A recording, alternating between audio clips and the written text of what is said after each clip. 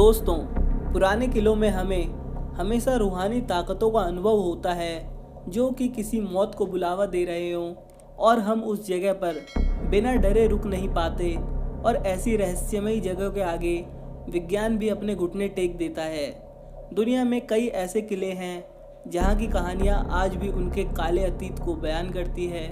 बहुत कम इंसान ऐसी जगहों से रूबरू हो पाते हैं और कुछ लोग तो मानते ही नहीं हैं, लेकिन फिर भी हमारे दिमाग को ऐसी रहस्यमयी जगहों पर पहुंचने का जज्बा रहता है। हम ऐसी रहस्यमयी जगहों के बारे में गहराई से जाने बिना रह नहीं सकते हैं। हमने देश विदेश के कई प्रेत बाधित किलों के बारे में सुना होगा, लेकिन आज आपको हम अतीत की कहानियों में बिखरे एक किले से आपको उसकी अतीत से रूबरू करवाएंगे।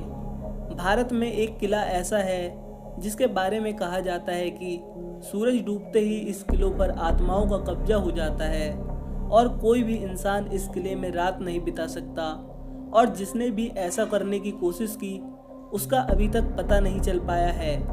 दोस्तों, इस किले का नाम है भानगढ़ का किला, जो कि जयपुर से कुछ दूरी पर अलवर जिले में स्थित है। आइए आज हम आपको इस रहस्यमय किले की सच्ची घटना के बारे में बताते हैं।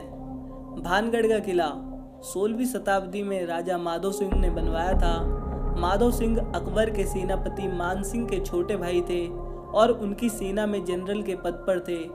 आज से 400 साल पहले इस छोटे से नगर की जनसंख्या लगभग 10,000 थी।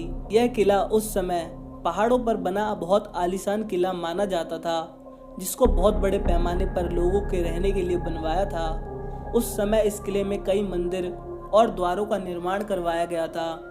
इस किले को चारों तरफ से एक मजबूत दीवार ने घेर रखा था ताकि बाहरी शत्रु सीधा किले में प्रवेश न कर सकें। दोस्तों, इस किले में प्रयोग हुए पत्थर इतने मजबूत थे कि आज भी आप इन पत्थरों का प्रयोग भवन निर्माण में कर सकते हैं। यह किला भानगढ़ फोर्ट आपको देखने में जितना सुंदर लग रहा होगा, उसके पीछे की कहानी उतनी ही भयानक है। इस किले के बारे में एक कहानी प्रचलित है जिसके अनुसार इस किले में रानी रत्नावती नाम की खूबसूरत राजकुमारी रहती थी।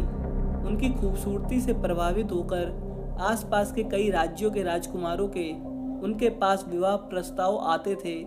अक्सर वो अपनी प्रिय सहेलियों के साथ बाजार भ्रमण को निकला करती थी।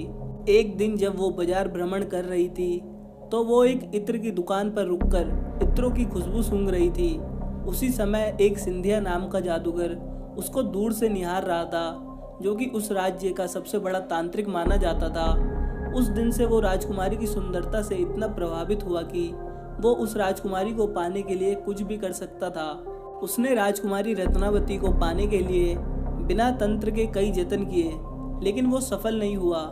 तब उसने तंत्र विद्या का प्रयोग किया और जिस इत्र की दुकान पर राजकुमारी इत्र लेने आती थी, उस इत्र में वशीकरण का काला जादू मिला दिया।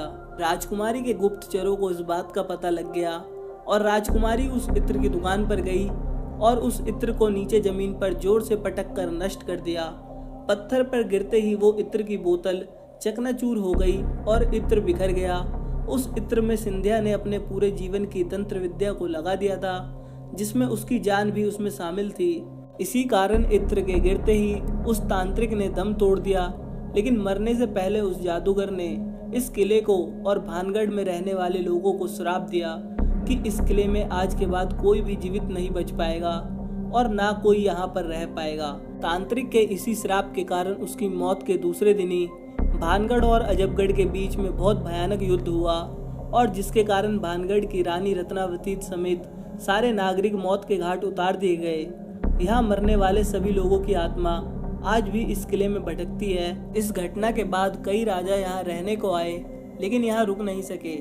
भानगढ़ के किले में एएसआई की टीम की तरफ से एक बोर्ड लगा है जिसमें रात्रि में यहाँ प्रवेश वर्जित बताया गया है। इस किले में मकानों की छत भी उस जादूगर के श्राप के कारण उखड़ गई है और कई इमारतें तो पूरी तरह ढेर हो गई हैं। सरकार ने भी इस किले की कहानियों को झूठा साबित करने की कोशिश की, लेकिन इस किले में गूंजती चीखों ने उनको यहाँ टिकने नहीं दिया। शाम के वक्त तेज हवाओं के बाद सन्नाटा मंडरा जाता है, जो सन्नाटे के बाद चीखों का रूप है। भानगढ़ फोर्ट के अंदर एएसआई का कोई ऑफिस मौजूद नहीं है। कई तांत्रिक यहाँ रात को साधना करने आते हैं और किसी को भी पता नहीं चल पाता है। इन भूताहा घटनाओं के चलते यहाँ कोई निर्माण कार्य भी संभव नहीं हो पाया है। इस किले में मंदिरों में मूर्तियाँ तो है, लेकिन वहाँ पर पूजा नहीं होती है, क्योंकि पूजा का समय शाम 7 बजे होता है और शाम ढलने पर किसी का भी प्रवेश वर्जित है।